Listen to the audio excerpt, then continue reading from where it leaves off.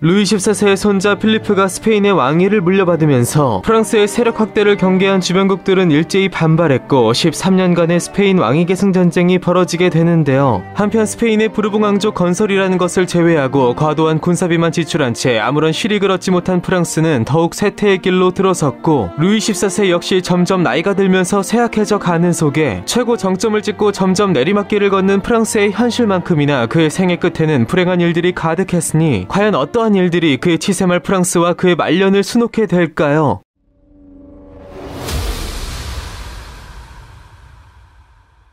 왕성한 성생활로 수많은 정부를 둔 루이 14세였으나 어머니와 소원했던 그의 아버지를 닮은 듯 정략 결혼한 동갑내기 왕비 마리 테레즈와의 관계는 다소 소원한 편이었는데요. 벨라스케스의 그림 시녀들의 주인공 마르가리타 공주의 언니로서 스페인 공주 출신의 마리 테레즈는 온화한 성품을 지녔으나 합스부르크가의 근친혼의 후유증 탓인지 다소 우둔했다고 전해지는데요. 이런 영향 때문인지 한 번은 그녀가 굶주린 백성에게 브리오시라도 주자고 말했던 것이 빵이 없으면 케이크를 먹으면 되지라는 말로 왜곡되었는데요. 이것은 훗날 대혁명 당시 오스트리아 출신의 안 입고 온 왕비 마리 앙투아네트를 폄하하는 세력들에 의해 이미 왜곡된 마리 테레즈의 말이 또다시 마리 앙투아네트의 말인 양 악의적으로 더 씌워 퍼뜨려지는 등 악용되기도 했습니다. 한편 루이 14세는 정략 결혼한 왕비에게 애정이 없는 것과 별개로 그녀의 국무로서의 최소한의 권위를 세워주었고 수십 년 전 그녀가 일찍이 세상을 떠났을 때에는 진심으로 슬퍼하기도 했는데요. 한편 절대 권력을 지닌 왕답게 평생 왕성한 성생활을 탐닉했던 그는 무수히 많은 정부와 사생아들을 두었고 친자녀 못지않게 사생아들에게도 매우 자상했으며 그들이 자란 뒤에는 재산과 직위도 아낌없이 나누어 주었는데요. 한편 루이 14세는 친동생 오를레안공 필리프 1세의 아내이자 사촌인 헨리와타와도 연문을 뿌렸고 또 그녀의 시녀인 루이즈 드 라발리에르를 정부로 삼기도 했는데요. 이후 라발리에르에게 실증이 난 뒤에는 퐁탕주 부인을 비롯해서 신하의 아내인 몽테스팡 후작 부인과 바람을 펴 무려 6명의 아이를 낳기도 했습니다. 이후 몽테스팡으로부터 마음이 떠난 뒤에는 그녀의 아이들의 가정교사였던 맹트농 부인과 깊은 관계를 가졌고 왕비의 사망 후에는 그녀와 비밀 결혼식을 올리기도 했는데요.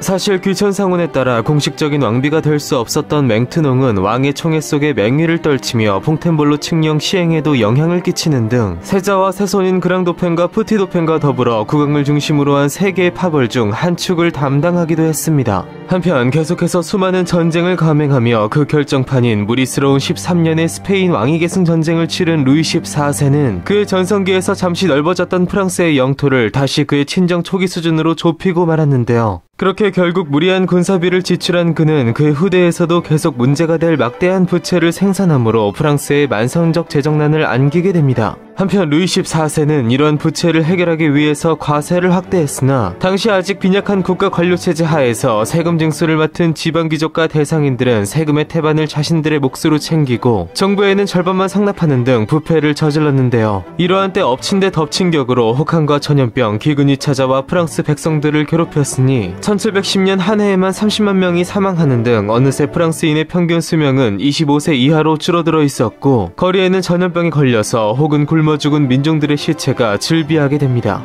이러한 백성들의 고통을 아는 듯 모르는 듯 아직 전쟁 중에 있던 1705년과 1710년 루이 14세는 매우 경사스러운 일을 맞이했으니 그의 손자 부르고뉴 공작 루이 일명 푸티도팽이 장남과 차남을 연달아 낳게 된 것인데요. 프랑스 역사상 최초로 증손자를 본 군주가 된 루이 14세는 그 든든함에 기뻐했으나 그의 고통을 마냥 두고 볼 수 없는 백성의 분노가 전해진 듯 그 다음 해부터는 죽음의 그림자가 궁정에 드리워지게 됩니다. 1711년 무려 50년간 프랑스의 왕세자 자리를 지킨 루이 14세의 아들 그랑도팽이 천연두로 사망했고 1712년에는 새손인 푸티도팽과 첫 증손인 브루타뉴 공작 루이가 홍역으로 사망한 것인데요. 그렇게 그의 사랑하는 세자와 세손, 죽음이 머지않은 그의 계승 1순위와 2순위가 먼저 떠났고 전쟁이 끝나던 1714년에는 셋째 손자인 베리 공작 샤를 맞아 사냥 도중 사고사하면서 그의 어린 자손들이 전부 몰살당하는 속에 평소 혈육들을 끔찍히 아끼던 루이 14세는 주체할 수 없는 슬픔에 잠기게 됩니다. 둘째 손자 앙주공작 필리프의 경우 프랑스의 왕위 상속권을 포기한 채 스페인의 왕 펠리페 5세가 되어 그의 곁을 영구히 떠나 있었고, 결국 그의 곁에는 얼마 전 갓 태어난 둘째 증손자 루이만이 남게 됩니다. 그러나 증손자 루이도 마찬가지로 천연두를 앓고 죽을 위기를 겨우 이겨낸 만큼 그가 과연 무사히 왕위를 계승할 수 있을지, 계승한다 해도 과연 얼마나 살 수 있을지에 대해 루이 14세는 걱정을 떨쳐버릴 수가 없었는데요. 마침 국왕을 중심으로 세력을 형성해온 세 개의 파벌 중 그랑도팽과 푸티도팽이 죽으면서 홀로 살아남은 맹트농 부인의 파벌은 루이 14세를 종용하여 맹트농 이전 그의 애첩이었던 몽테스팡 부인의 자녀들, 즉 왕의 두 서자인 루이 오게스트와 루이 알렉상드르로 하여금 증손자 루이가 사망할 시 그의 왕위를 계승하도록 하였으니, 이것은 서자의 왕위 계승을 금하는 당대의 원칙을 아득히 뛰어넘는 사실상 실현 불가능한 파격적인 조치를 취한 것이었는데요. 이것은 맹트농 부인이 국왕의 사망 이후로 권력의 중심부를 장악할 오를레안 가문을 견제하는 한편 자신이 가정교사로 가르친 바 있는 두 서자를 통해 그녀의 권력을 유지하려 한 것이었습니다.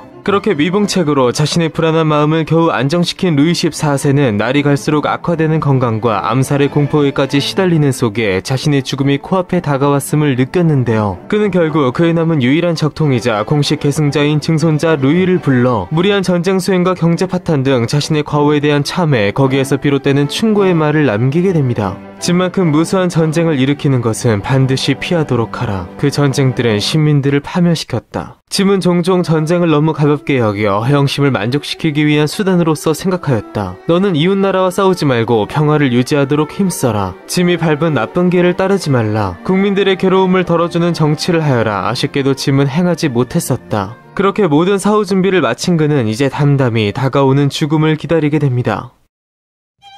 지나친 욕심과 이념에 치우친 비실용적 정책으로 무고한 국민을 도탄에 빠뜨리고 사랑하는 가족들마저 전부 떠나보낸 채 홀로 죽음의 심판대에 선 루이 14세. 이미 수많은 세월을 흘려보낸 그의 생애 뒤에는 과연 어떤 이야기들이 더 남아있을까요? 절대왕정을 이룩하고 프랑스의 불꽃을 태운 태양왕에 남겨진 마지막 이야기, 다음 시간에 공개됩니다.